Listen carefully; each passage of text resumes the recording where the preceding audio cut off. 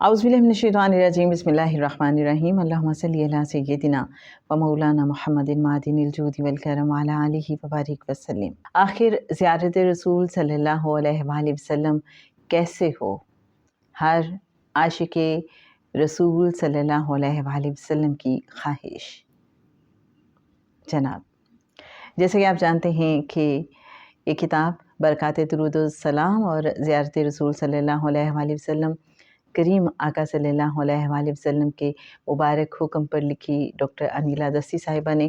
آئیے دیکھتے ہیں کہ وہ اس حوالے سے کیا لکھتی ہیں۔ اوج پر کب میری قسمت کا ستارہ ہوگا، یا نبی کب مجھے دیدار تمہارا ہوگا۔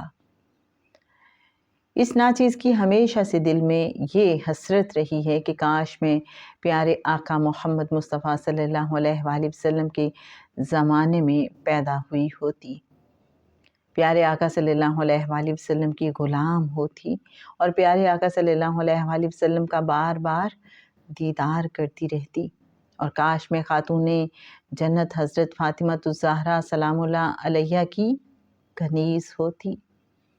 اے کاش میرے جان سے پیارے آقا صلی اللہ علیہ وآلہ وسلم کے زمانے میں پیدا ہوئی ہوتی، پر یہ ہمارے نصیب میں نہ تھا کہ شہنشاہ آقا محمد مصطفیٰ صلی اللہ علیہ وآلہ وسلم کے زمانے میں پیدا ہوتے، اور پھر یہ ناچیز اپنی گناہگار آنکھوں سے ان نور مجسم محمد مصطفیٰ صلی اللہ علیہ وآلہ وسلم حسن کے پیکر کو دیکھتی، جن کی وجہ سے چاند اور سورج کو نور اور آسمان اور زمین کو رنگ و روپ ملا۔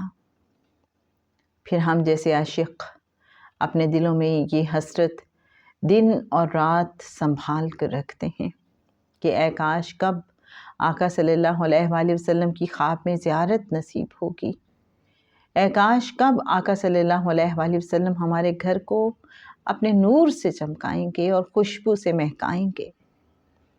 سنا ہے آپ ہر عاشق کے گھر تشریف لاتے ہیں، سنا ہے آپ ہر عاشق کے گھر تشریف لاتے ہیں، میرے گھر میں بھی ہو جائے چراغاں یا رسول اللہ،